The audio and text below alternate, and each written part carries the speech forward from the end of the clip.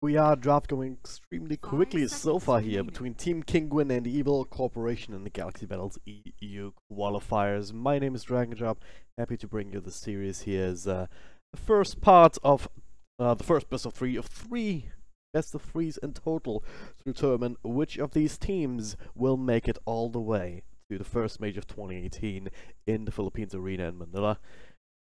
Gonna be either one of these two teams, or perhaps Secret or Penta. That's the other matchup coming up after this, with Breaky taking over again. And after that game, the finals will be played straight away, most likely, unless it's being delayed too much. I think there was some talk in the admin group about Secret not being able to play too late, so that may be rescheduled, but for now, as it stands, we're gonna have the two semi-final best of threes, and then the final straight after.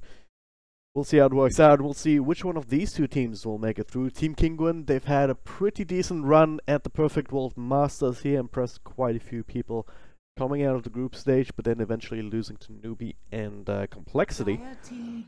I didn't get to watch a whole lot of it, unfortunately. I only watched the one game where Complexity pulled out the IO gyrocopter just to see the flak cannon with the IO talent and the side gunner. That only really came out in like one team fight in the end, so it wasn't all that flashy. But that IO did 7k damage in that one team fight, so that was ridiculous regardless. But yeah, Tiny Shadow Demon for Evil Corporation. They've played quite well in the first phase of these qualifiers. They beat Hellraisers quite handily too. Before that, they also broke out some cheese, right? They got out the Oracle Huskar, and that actually helped them in the fight against Hellraisers, because in Game 2, they drafted the Oracle, Hellraisers forced into the Huskar pick in the second phase, and the Evil Corporation just straight up went for the Chaos Knight as the counter, so that Huskar couldn't really do anything whatsoever for Hellraisers in that game. So very good drafting coming in from Kaoli there. We'll see what will help them here as well, Kinguin. They've had a few days since they came back from Perfect World Masters, so fatigue shouldn't really be much of an issue. They're certainly coming in as the favorites here for this particular matchup as well. Tiny Shadow Demon though, making it through for EC. Not the worst opener here. Very common heroes these days. Here, Tiny not being banned out. Almost a little bit interesting. But then again, there's so many other heroes that you'd want to take away, then some of these are bound to come through. Shadow Demon, we'll see what they want to do. Yesterday we've seen Team Spirit actually run it very successfully as this roamer with the QW build with the Disruption Soulcatcher. But I've also seen the resurgence of the Shadow Poison build, just maxing that out to be able to zone out offliners, and that could be very useful up against a hero like Tidehunter, who generally is considered to be very tanky and able to contest the offlane, which is why we see him picked up so much. He can get something out of that, get a few levels there just by being big old tanky watermelon, then you can always go back into the jungle. But if you're able to nip that in the bud immediately, force him out while he's still level 1 or 2, he's gonna have a much harder time getting further ahead. So Shadow Demon can help you with that. We'll see what Evil Corporation wants to do. Razor though for Team Kinguin after the Tidehunter and the Jakiro. Tide and Jakiro both very laning focused. I was just talking about the off lane, and now Jakiro for the safe lane can function very well as a solo support against single or multiple heroes in the offlane even. Just depending on how well you can use your dual breath, it's very effective at zoning people out, especially if you somehow manage to get your early levels. That's the other thing on the Jakiro. Level 1 of your spells aren't actually all that effective, but starting at level 2 onwards, they scale extremely nicely. So that'll help you in many cases, right?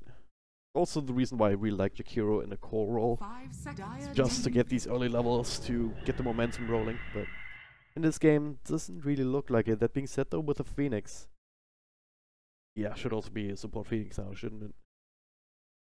This is a bit more interesting, because well, Team Kinguin, they are the one team that did the offlane Jakiro before it was cool, like way back in the day. I think Nisha ran that a couple of times, but I do remember them saying something about, oh yeah, that was just random, not exactly pre-planned, but I might be misremembering that too. Anyway, it's not uncommon That being said though, with this kind of draft, well,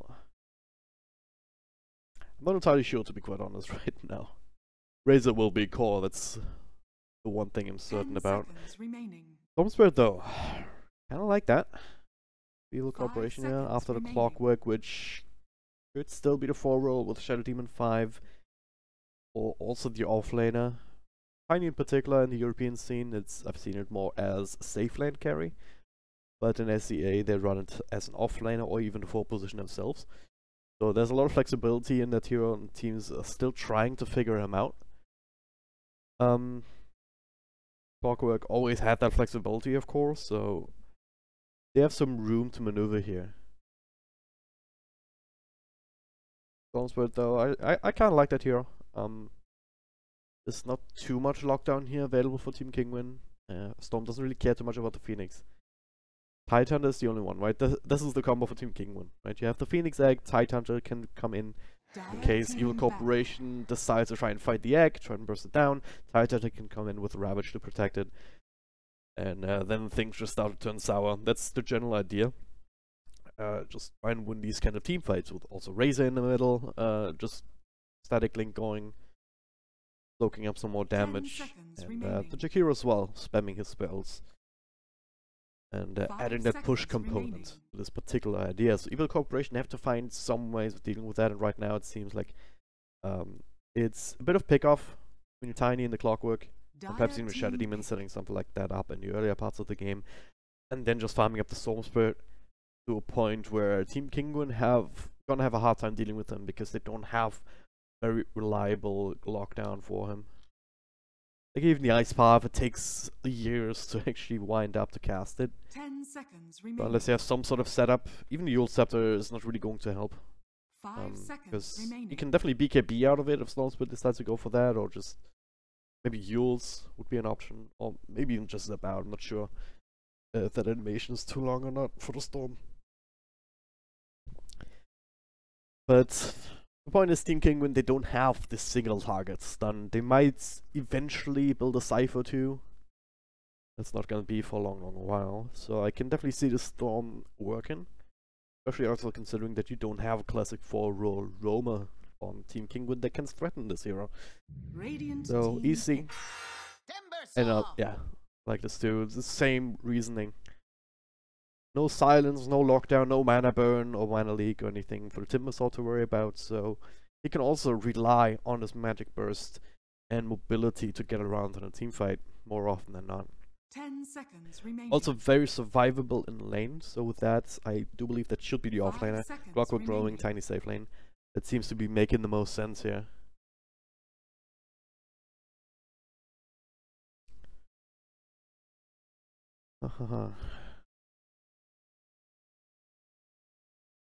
Right, even though Evil Corporation attacked up a stand-ins here on 3 other players, they're not actually, it's just a matter of them not setting it up properly in-game.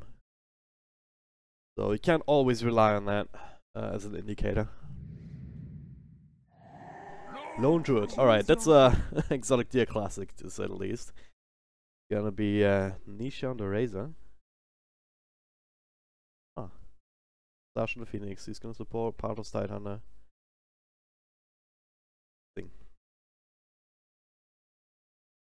See how that works out for them in the end. That's on Jakira. Alright, alright. I can definitely see that. Lone Druids adds a little bit of single target lockdown. Not necessarily too helpful against the Stormspirit because it is RNG based. Eugene should be able to keep himself away from that bear. Timbersaw, maybe not so much, right? You're more likely to get a couple of extra right clicks off on him, being in the middle of the fight and all, so the root could be devastating. But you still also need damage against him. With the Jakiro, you actually have it in the early game. Phoenix also, he gets his levels, he had quite a bit of extra damage over time. So only has to be a little bit careful on this Timbersaw. But still, overall, I do like Evil Corporation's draft a little bit better. The one problem that I see is that they are locked down. The teamfight control is very delicate and not necessarily easy to use. But you have a Clockwork who can hookshot in for a little bit of stun. And you must use the cogs pretty well this game. To be able to just isolate and separate the few heroes from each other on the side of Kinguin. And then you also have the Tiny, that's also a stun, and not really sure if you can count the Avalanche as really good teamfight control, though it's only lasting a second. It has a very hefty cooldown, so it's more of a burst kind of thing. And well, then you're already running out. Disruption, set up and delay a little bit, and then eventually the Electric Vortex. But it's no Egg, it's no Ice Path, it's no Tide Hunter with a Ravage threat. We'll see how it works out in the end. Game number 1 of a best of 3 series. My name is Dragonjob, happy to bring you these games. For the Galaxy Battles EU Qualifiers Semifinals. The losers out, the winner will move on to the finals, and even if they lose that one, there's a chance at the wild card here for the European and CIS regions. And well, both of these teams, they want to punch their ticket to the first major of 2018. Kinguin, again, probably coming in as a favorite, but Evil Corporation, they've shown that they know how to play Dota. They've perhaps upset Hellraisers. You can make the argument, yeah, okay, some of the players weren't there because they were traveling from Barcelona. They did have that stand-in factor, weren't at full capacity, etc., but again, if you watched EC play, if you watch their drafts, you cannot take anything away from them. Looks like they actually want to run a bit of an aggressive lane too here. Timbersaw in safe lane up against Tidehunter. So you're dodging that out with the Tiny. I don't like it. Tidehunter is super annoying for these kind of heroes to deal with. Even with the good attack damage that you have as a Tiny, Anchor Smash is gonna be an issue because it is percentage-based reductions. So you're still gonna have a hard time dealing with that. Hitting for like 80, so you're missing like 35 or something. 45% reduction even at level 1 for the Anchor Smash. Yeah, it's very hard to last hit with that. So they're dodging it out. It's just for the first couple of minutes here. Trying to surprise Kinguin. The Demon might very well decide to just set up in the sides and come in for a disruption into Avalanche or toss back even. Can be very creative with these kind of things. But will be area roaming around. Like this too. He's just showing up top, isn't he? Yeah, showing up top, trying to sell this. Hey, it's gonna be a normal defensive lane. Don't you worry, guys. Only is keeping a little bit further behind. Oh.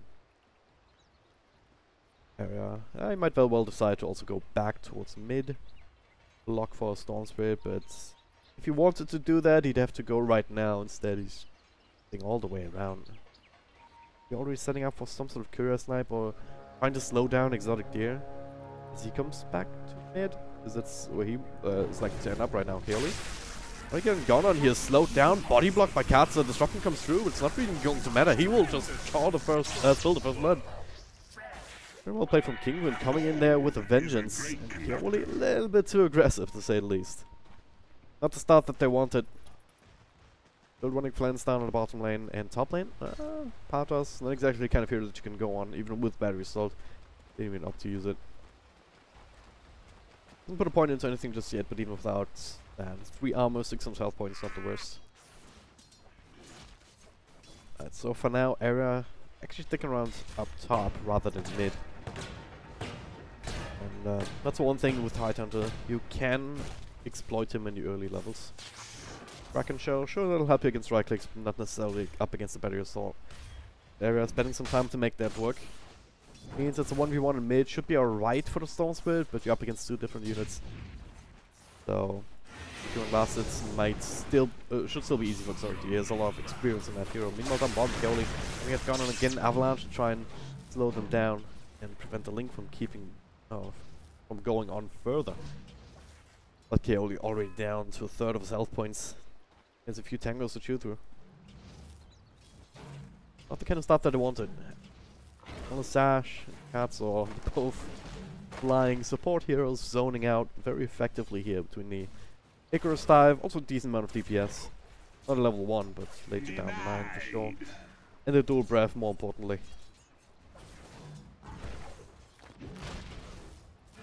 Not a whole lot that these two heroes alone can do about it. And Flens. And falling here, yeah, alright.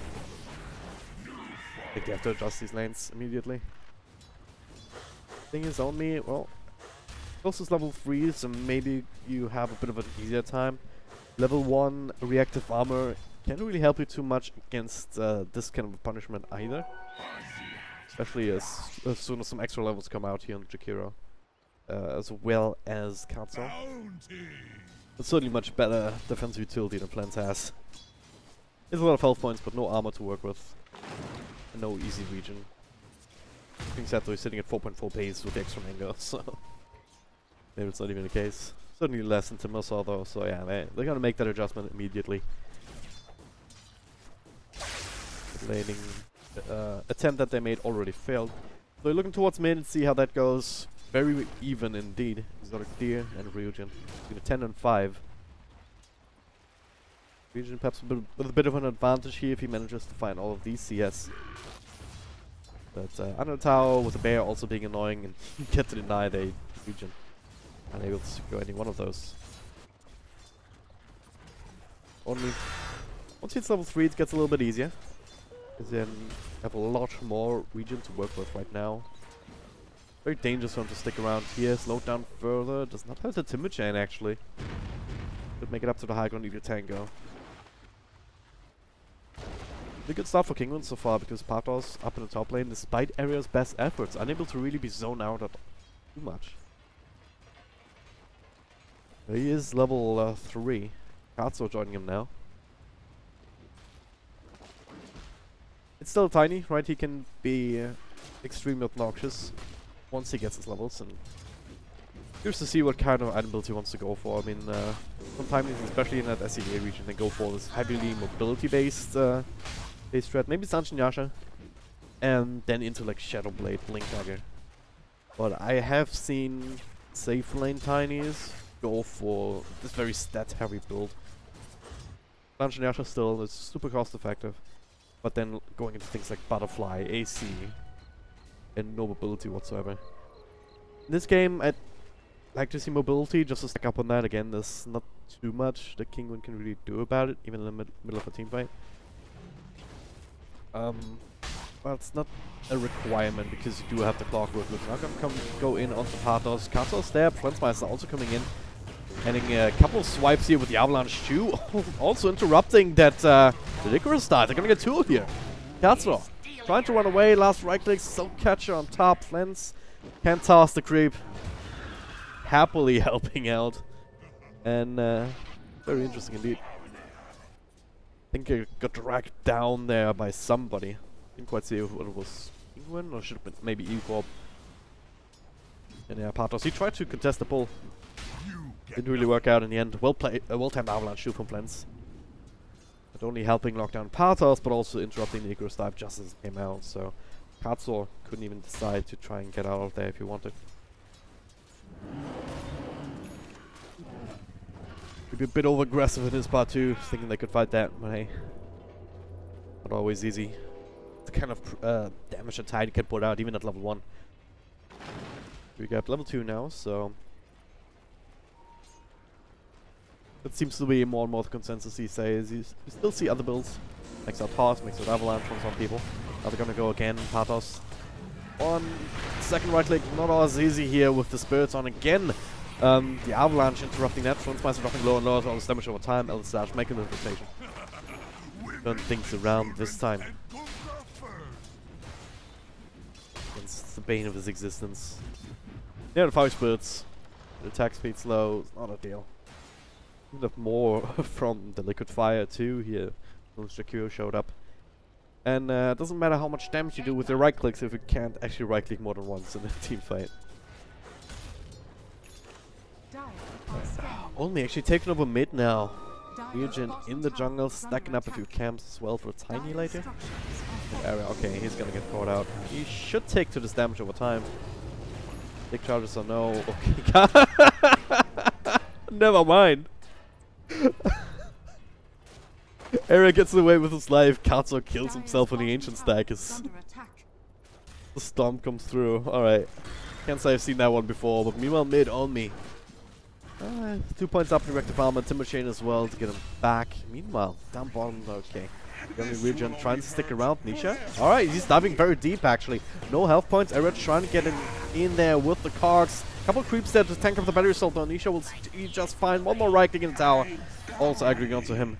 Well secured for Ryujin and Area and Kaoli. All of them share in those spoils.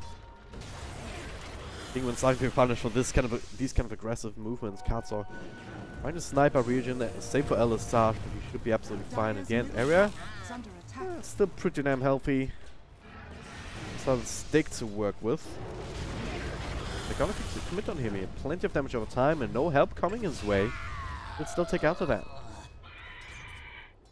Oh man. Again, that's the power of the Jakiro. 2 points, dual breath, 1 point liquefy. Even the extra point in the ice path. Just helping out a little bit. Good value point here. I'd like to see more Jakiros go for that.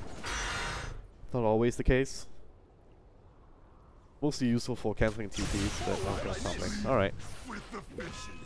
Taking an opportunity to make these early movements. Kinda being forced into it. He's hasn't done too badly mid, I don't think. But got more and more scary here with the root potential from the bear as well as no new it with itself. Getting more and more damage potential. Just based on a little bit of lockdown. But it's two units hitting you for a decent amount, so that's set up. The team is still down here. It does mean though that you have a bit of an issue. They keep trying to send different people in the offlane, but it's been a slaughtering ground for the most part. Well, with tier 1 down already though, that should mean that Kinguin not be able to spend too much time down there. The lane tends to be a little bit further across the side, a little bit further into the dire side, so it gets a little bit more tricky for Kinguin to stick around there. So that does mean that Area will be able to get those levels. Once it's just level 6, maybe you can find a few other things. Meanwhile though, middle lane, only 4 heroes around him. Ravage committed here, they're not messing around against the Timbersaw. The fear, the root, everything is still actually alive, does a decent amount of damage here on Katsu.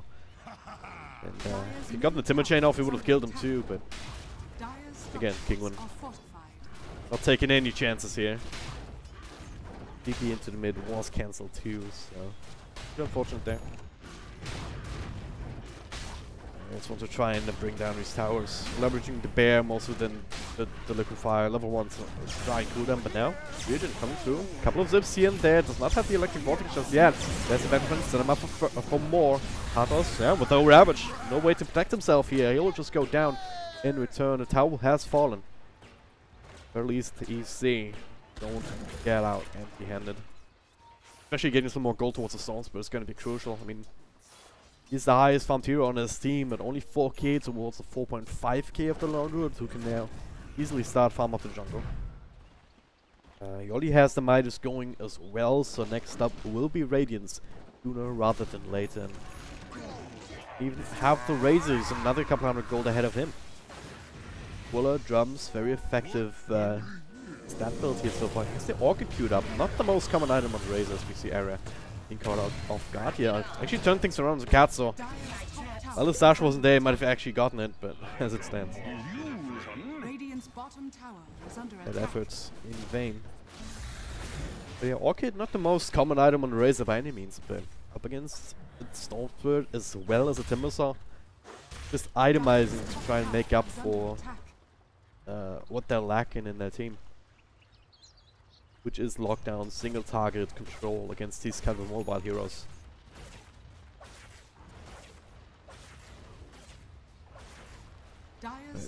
Top lane, gonna go again.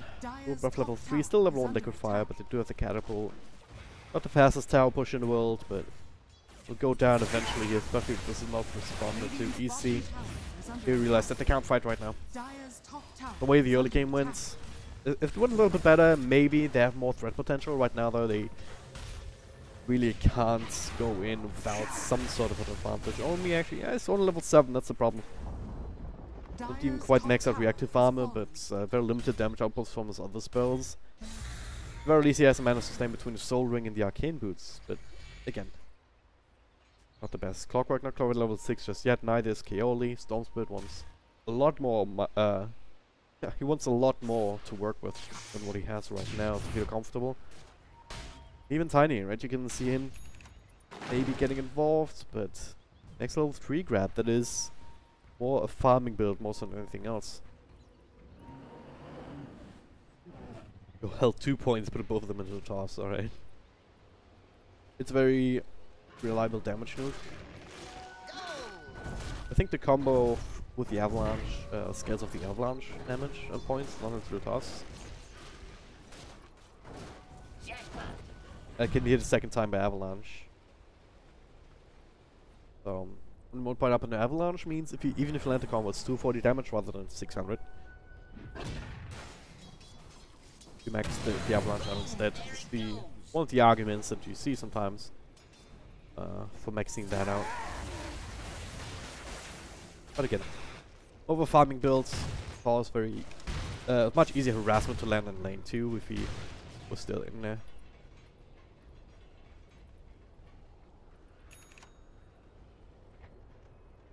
But also just much easier damage in a team fight.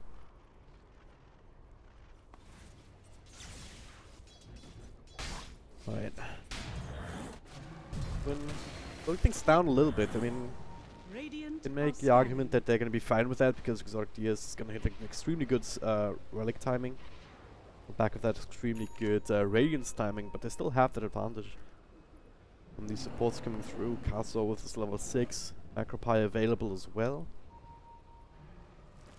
They've already taken all the tier 1 towers, maybe respecting Evil Corporation's ability to start taking small little skirmishes here. They have a bit of pick-off potential too here with Area hitting his level 6. Almost went up to level 12, so that's working out. Region also has the Kaya, so he can actually go in Timbersaw as well to some extent now with a maxed out Timber Chain. There is some damage if they manage to backstab and find that initiation. Even up against heroes like Tidehunter. He does have the mechanism though. I wouldn't be too surprised to see him just wait for the Radiance. Perhaps the Orchid is the other thing. He's shaking closer, so Kinguin, they're waiting for this round of items before they want to be more aggressive. But that also means that Evil Corporation have a little bit of extra time to try and catch up with some of these stacks. Right now, both of the cores in Kinguin though well ahead. 600 gold, 1700, 1800, almost here on Exotic Deer ahead of the Stone Sprint. Also the region rune bottle though, so might offset some of that. Gonna work at 2 tier 1s at the same time. One on the top lane, the entire 5-man lineup from Kinguin is working away at this tier 2, just starting now. 1 TP back into the middle lane. And they see Patos now. Another TP in from Katsuo. Yeah, this is the combo, right? They go in Patos is just gonna ravage, Katsuo is gonna supernova. Corp not even making that attempt that they rotated around, but they kinda lost that trade, didn't they? This tier 2 in deny range was essentially dead. Right now it still has much contribution. Actually gets soul kill onto onto one Patos with the ravage, only 1 point up still into the ice path though. It's a bit of a waste to say the least, and well, Corp will be very happy about that. They deny the tower. Again, map control lost. They only get the tier 1 bottom. As I say that though, only working away at the next one. He does have the creep wave, got rid of the other one. Next one will be a catapult, but by that time Kinguin will probably chase him out of that lane. Without the Ravage? I wonder V-Corp can just feel comfortable going in the region, even kept the region from going, so he's back up to full. Would cancel now, but yeah. Got a bit of a break there. All this pushed on bottom also means that on me is just surging forward on levels. Up to 11 now, almost 12. Level 2 Chakram coming up momentarily. Area continues to farm up top here. Let's have you in to work with hookshot as well on 9. Haven't seen one yet. Even if E-Corp wanted to go for some sort of a play, it would have been very risky indeed, even without the Ravage. He's just very strong and hard to bring down at this point. With the Orchid completed too. I'm not sure if they scouted that out yet. I think he just got it with the courier. I think they might have seen an Oblivion Staff before. Haste!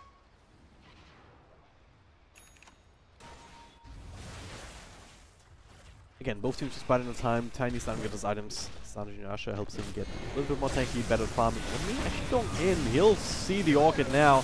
Bit of Anisha region coming to take over. Anisha will actually die to that, and only not so much. He's still alive. Katsu. His damage of time is not going to be enough. He might even be forced into the Supernova, which yeah, he's holding on to. Right decision. You need that for the following team fight. You're going to die anyway. The rest of his team even being his own up a Flintsmeister. Hookshot to follow. Trying to, yeah, toss him in. Elisage will end up falling here too eventually. No hero available to roam in to help him. Tidehunter still with the Ravage on cooldown. So all he could have done was look scary.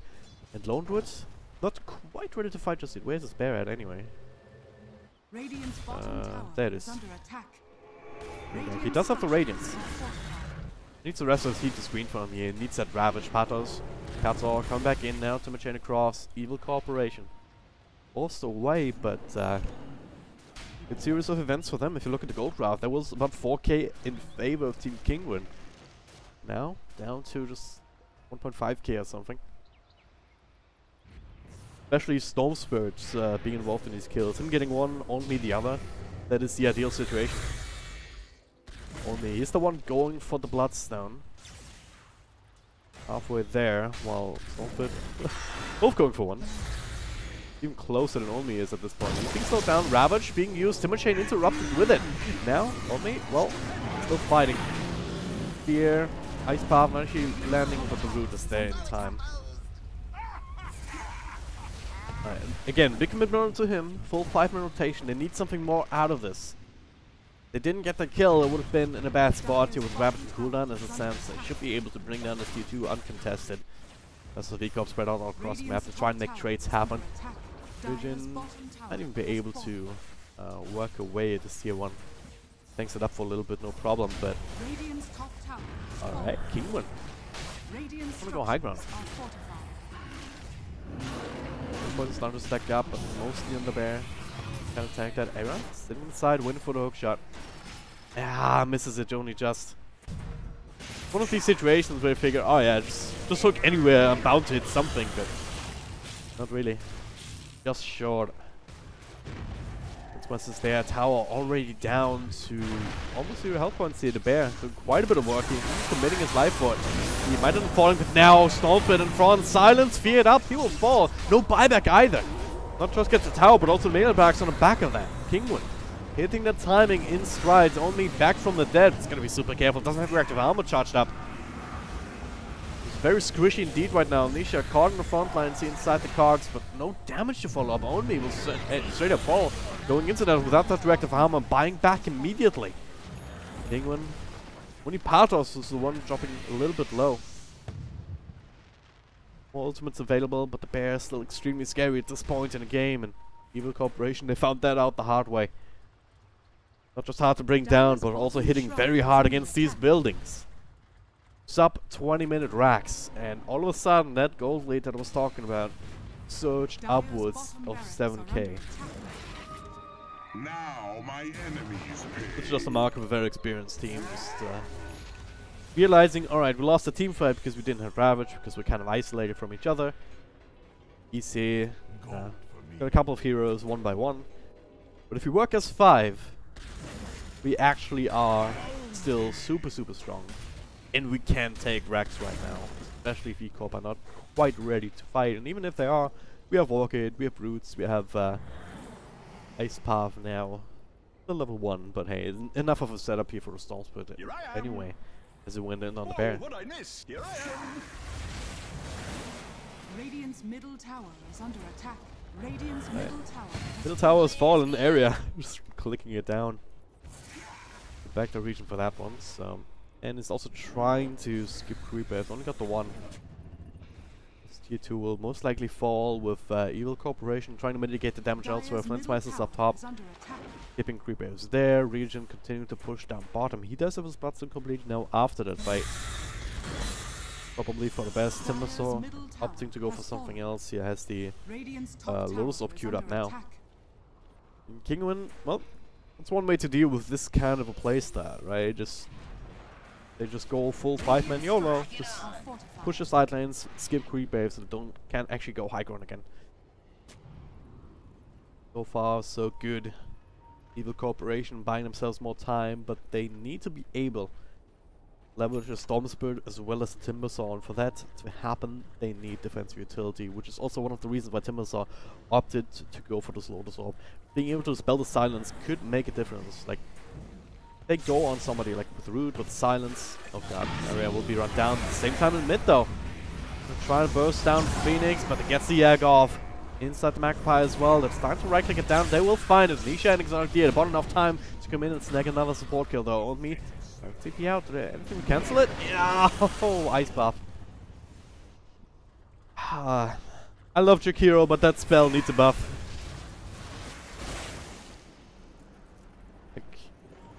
Not even necessarily an information delay. I mean, it's kind of the Jakiro's thing, right? But just the fact that you can BKB out of it if you Yule somebody into it, Yules into Ice Path, that needs to change in my opinion. But better we see that right now. I think when they don't have the Phoenix Sun, but still have the Ravage to work with, only up in front. Again, without reactive armor stacks, he's starting to find it now in a couple of these creeps. Makes it a little bit easier for him. Flensmeister also, he can hit hard if he wants to. Regen, not part of the fight just yet. Once again, skip the creep egg. So we'll get the tier 3 tower. Doesn't matter too much here. Oh god, the hook shot again! Just barely off the mark. Area. Not on point today at all with those.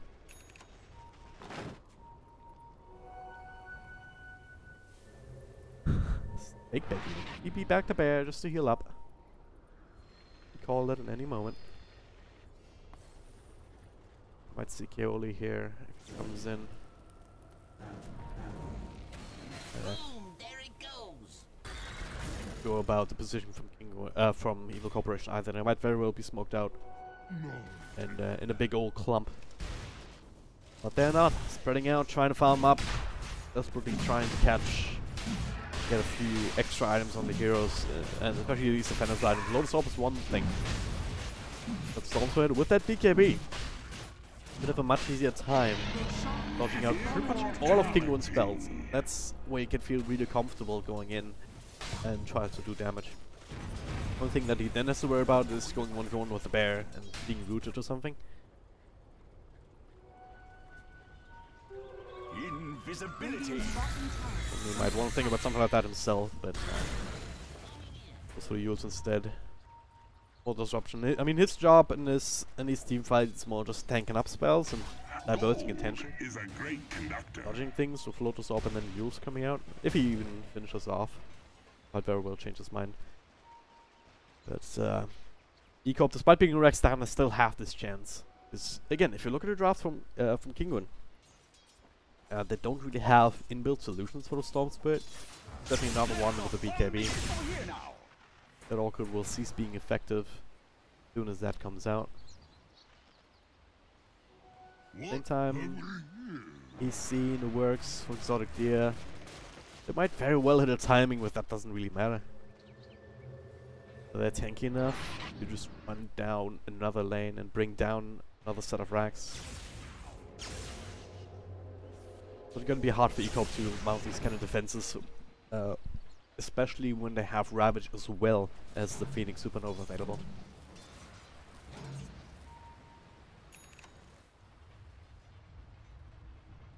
Try and get some vision out. It's painfully limited right now. All they have is from the creep waves. Plus this one ward in the middle lane. They get some vision out, keep an eye on Kinguin. Maybe you catch them off guard when they're spread out to farm a little bit. Go in on the clockwork. Do it with flair. Would you actually go on? Like, technically, like, Titan is still pretty damn tanky. He has Pipe on top of the mechanism now. Oh, didn't quite actually get damage on the creep wave. That's annoying. Did long zip play, but he missed time it. Will they creep up mid here? Era actually down to half health. Sunray. Big old beam of. Oh yeah, they still have catapult anyway. Backing it up to make sure it stays alive. So Drax is down already, but there it is. Transmiser with his own BKB coming in, slowing down on start, trying to bring him down. But there's the Phoenix Sun. There's Ramp protection. Only will fall, so will Regen. He's spawning a little bit, but no buyback here. That was used early on Timbersaw. Only waiting for the 10 seconds here for Bloodstone to respawn in Transmiser. He needs some help. Throws down the Avalanche.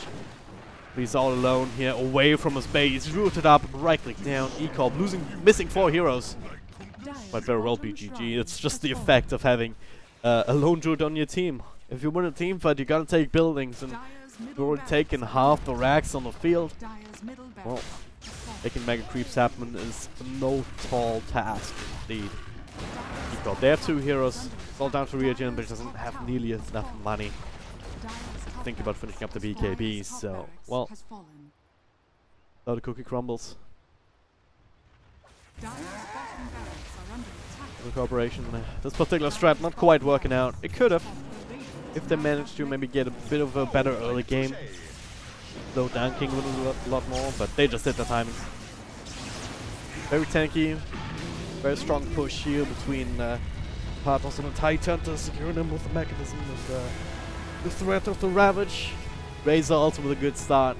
Very strong in his own right in these kind of timings, and everything that Kinguin had was pretty much good. Was oriented towards that particular goal, that particular timing. Alright, it's just push when we have Radiance, when we have a very strong bear, we have all our levels, and that was all set up by the landing stage. I don't know, one of Evil Corporation could have went for some better laning setup, not entirely sure. But whether it was just them getting unlucky or being outplayed. Well, anyway, Team Kinguin, probably as expected though, especially after their performance at the Perfect World Masters. They take game number 1, and now they're only 1 game away from making it further in the Galaxy Battles EU qualifiers. Evil Corporation, again, don't count them out. They might very well come back in game number 2. We'll find out if that's the case soon enough. Stay tuned.